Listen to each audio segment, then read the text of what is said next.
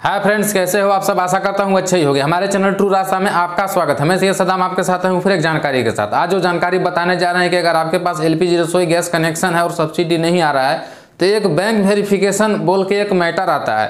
तो इस मैटर को सॉल्व कैसे करेंगे, और भी कुछ क्वेश्चन है जो कि हमारे एक व्यूअर जो कमेंट किए हैं, जो कि आप कमेंट यहाँ देख सकते हैं। सबसे पहले मैं इनका कमेंट पढ़ता हूँ और कमेंट पढ़ने से पहले मैं ये बोलूँगा कि इनका मैं दिल से धन्यवाद करना चाहूँगा, जिन्होंने भाई हम पे ट्रस्ट करके हमसे जो है इस क्वेश्चन को किया और इस बारे में जो है हमसे सुझाव मांगा।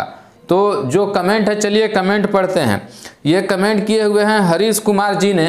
तो मैंने इनसे रिप्लाई में यही कहा कि इस पर मैं वीडियो बना दूंगा, चूँकि कमेंट में जो है इतना बड़ा जो है रिप्लाई देना संभव नहीं है, यानी मुमकिन नहीं है। और इस पर अगर मैं वीडियो बनाऊंगा तो हो सकता है कि इस तरह का प्रॉब्लम और भी लोगों के साथ होगा, उनके भी समस्या का समाधान हो जाएगा। तो इन्होंने लिखा है कि श्रीमान जी, गैस की सब्सिडी के लिए बैंक वेरिफिकेशन क्या होता है, और जो है बैंक में एलपीजी आईडी कैसे फिट करवाई जाती है। जब मैंने HPCL जो 1800 करके है और 5 लास्ट में 55 यानी 55 जो नंबर होता है उस पर जब इन्होंने कॉल किया तो उन्होंने मुझे बैंक वेरिफिकेशन के लिए कहा, ठीक है। और जो है एलपीजी वितरक भी यही बात जो है कह रहा है कि आपको जो है बैंक वेरिफिकेशन कराना होगा। मेरा एलपीजी कनेक्शन मेरी मम्मी के नाम से था, जिनका आधार कार्ड में नाम अपडेट कराया और पुराना बैंक खाता बंद करा दिया। अब कस्टमर प्रोफाइल में बैंक डिटेल कुछ इस प्रकार दिख रहा है, जैसे कि IFSC कोड NA, और बैंक अकाउंट में भी NA दिख रहा है और बैंक लिंकिंग भी नो दिख रहा है। काफ़ी दिनों से बैंक और डिस्ट्रीब्यूटर के चक्कर लगा रहा हूँ, कस्टमर केयर से भी बात कर रहा हूँ, लेकिन कोई हल नहीं निकल पा रहा है। प्रोफाइल में नाम तो करेक्शन हो गया है। जब मैंने डिस्ट्रीब्यूटर से कनेक्शन जो है अपने नाम से, यानी मेरी मम्मी का जो कनेक्शन था मैं अपने नाम से ट्रांसफ़र करने को बताया तो उन्होंने कहा कि आपको पुरानी वाली सब्सिडी वापस करनी होगी। तो अगर हम 2 लाइन में बात करें तो पहला जो इनका सवाल है वो बैंक वेरिफिकेशन को लेकर के है, और दूसरा सवाल है कि जो कनेक्शन ट्रांसफ़र मैं अपने नाम करा रहा हूं तो सब्सिडी वापस करने के लिए ऐसा कुछ बताया जा रहा है। तो ये दोनों क्वेश्चन का आज हल हम अपने वीडियो में बताने वाले हैं, तो वीडियो में बने रहें। हो सकता है कि वीडियो हमारा 5 से 6 मिनट में हो, लेकिन इसका समस्या का समाधान आपको मिल पाएगा। तो जो सबसे पहले इन्होंने कहा कि बैंक वेरिफिकेशन को लेकर के जो है मैटर आ रहा है और हमारा जो है आधार में नाम अपडेट करवाया था और अकाउंट भी हमने बंद करा दिया है।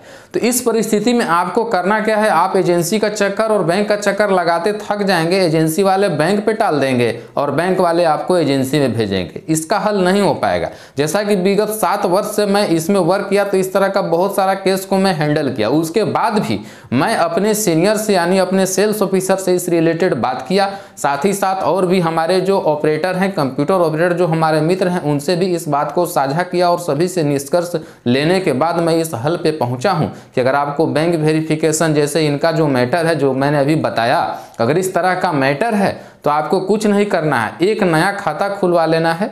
जो आपके जो उपभोक्ता हैं जिनके नाम से कनेक्शन है उनके नाम से एक बैंक में खाता खुलवा लें और उसमें आधार लिंक होना जरूरी है। अगर नहीं है तो NPCI लिंक भी करवा लें, और वो बैंक अकाउंट का फोटोकॉपी और आपका जो ब्लू बुक होता है, चाहे जिस भी एजेंसी का हो, इंडियन का हो, भारत का हो, HP का हो, आई डोंट नो, उससे कोई फर्क नहीं पड़ता है।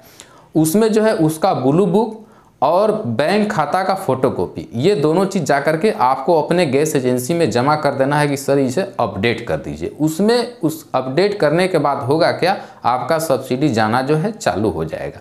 कई बार ऐसा भी होता है कि हमें वहाँ कागज़ देने की भी जरूरत नहीं पड़ती है। जैसे ही हम नया खाता खुलवाते हैं तो होता क्या है कि उस खाता में ऑटोमेटिक जो है सब्सिडी आना चालू हो जाता है, लेकिन वो रेयर केस में होता है।